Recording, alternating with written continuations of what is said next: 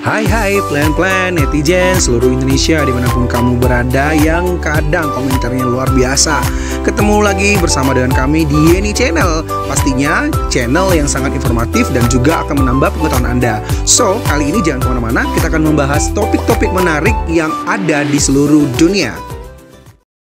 Pemilihan umum atau pemilu di berbagai negara ditandai dengan kasus kecurangan dan penipuan. Kecurangan yang terjadi salah satunya adalah mengganggu proses pemilihan untuk memenangkan seseorang kandidat atau untuk membuat lawan politik kalah. Kecurangan lainnya adalah penggelembungan suara dari kandidat yang disukai atau mengurangi suara lawannya. Negara-negara di dunia memiliki undang-undang yang berbeda yang mengatur proses pemilu dan pelanggarannya. Tindakan yang bertentangan dengan undang-undang tersebut juga merupakan kecurangan pemilu. Berikut ini adalah ulasan pemilu paling curang di sepanjang sejarah dunia modern versi Yeni Fakta. So, jangan kemana-mana, tetap stay tune di channel Yeni Fakta. Karena bersama Yeni Fakta, kita akan mendapatkan informasi dan pengetahuan dari seluruh dunia. Yang pertama, Pemilu Rumania. Pemilu Rumania tahun 1946 diadakan pada awal 19 November dengan hasil resmi memberikan kemenangan kepada Partai Komunis Rumania atau PCR yang sekutunya BPD. BPD juga memenangkan mayoritas kursi di parlemen, 348 kursi. Namun, komentator politik menuduh BPD menang melalui taktik intimidasi dan malapraktik pemilihan. Banyak peneliti mengklaim bahwa partai itu menang dengan 48% suara dan bukan 80% seperti yang diklaim dan tidak memenuhi persyaratan untuk membentuk pemerintah. Pemilu 1946 disamakan dengan pemilu cacat lainnya yang diadakan pada akhir Perang Dunia II di negara-negara yang membentuk Blok Timur.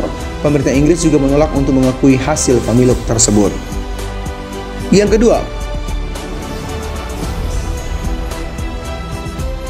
Pemilu Filipina di bawah rejim Ferdinand Marcos. Ferdinand Marcos adalah seorang politisi Filipina yang memerintah negara itu dari tahun 1965 hingga 1986. Ia memerintah sebagai diktator dengan pemerintahan ditandai dengan korupsi dan kebrutalan. Dia menempatkan negara itu di bawah status darurat militer pada tahun 1972.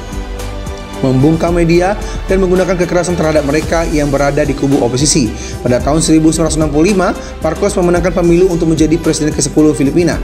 Pada tahun 1969, dia kembali memenangkan pemilu dan menandai dimulainya kediktatorannya. Yang ketiga, Pemilu Serbia. Pemilu Serbia diadakan pada tanggal 3 dan 16 November tahun 1996. Pemilu diikuti partai-partai baik di Serbia dan di Montenegro, di mana koalisi Partai Sosialis Serbia dan mitranya muncul sebagai kubu pemenang terbesar di Parlemen Federal. Pihak oposisi mengadakan beberapa protes di seluruh wilayah dalam menanggapi kecurangan pemilu yang diupayakan oleh Presiden Slobodan Milošević. Selanjutnya, pemilu tahun 2000 diadakan pada tanggal 24 September. Ini merupakan pemilu bebas pertama di negara itu sejak tahun 1992.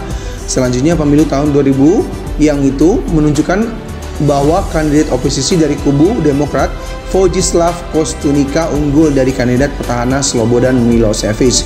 Meski demikian, perolehan suara kandidat oposisi kurang dari 50,01% dan sesuai aturan diperlukan putaran kedua pemilu. Namun, Vojislav bersikeras bahwa dia tidak hanya unggul, tetapi juga telah melampaui ambang batas perolehan suara yang disyaratkan sebagai pemenang. Kekerasan spontan pecah di mana pendukung Vojislav memaksa Milošević mengundurkan diri pada tanggal 7 Oktober 2000 dan mengakui kekalahan. Hasil pemungutan suara kemudian direvisi dan membuktikan klaim Vojislav benar. Yang keempat, Pemilu Kenya. Pemilu Kenya pada tanggal 27 Desember 2007 digelar untuk memilih presiden, anggota parlemen, dan dewan lokal. Pemilihan presiden menjadi ajang kontes antara Kibaki dan pemimpin oposisi Raila Odinga. Pemilu diwarnai permusuhan etnik, di mana Kibaki memimpin Kikuyu yang dominan, sedangkan Raila menciptakan basis yang lebih luas dengan menyatukan 5 suku besar.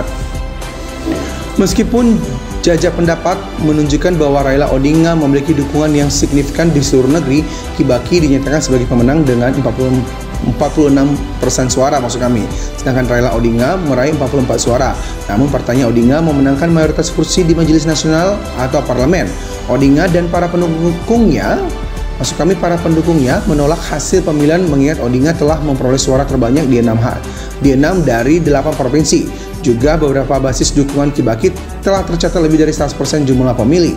Kibaki tetap dilantik sebagai presiden pada tanggal 30 Desember 2007 yang akhirnya memecahkan perpecahan di antara mereka. Yang kelima, pemilihan presiden Rumania.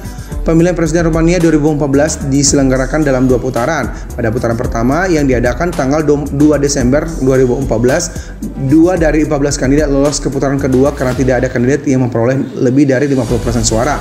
Victor Ponta dari Partai Sosial Demokrat dan Klaus Iohannis dari Partai Liberal Nasional. Putaran kedua pemilihan presiden dijadwalkan pada 16 November 2014. Di mana Mahkamah Konstitusi mengonfirmasi hasil pemilihan dan mengesahkan Klaus Iohannis sebagai presiden. Pemilihan presiden diwarnai protes, di mana para pemilih di luar negeri menyatakan ketidakpuasan dengan proses pemungutan suara dan menuntut agar pemungutan suara diperpanjang lewat pukul 21 malam. Demikianlah ulasan pemilu paling curang di sepanjang sejarah dunia modern versi Yeni Fakta. Semoga ulasan kali ini memberi informasi dan pengetahuan tambahan untuk kita semakin lebih baik. Jangan lupa untuk subscribe, like, komen, share, dan tonton terus channel Yeni Fakta. Karena bersama Yeni Fakta, kita akan mendapatkan informasi dan pengetahuan dari seluruh dunia.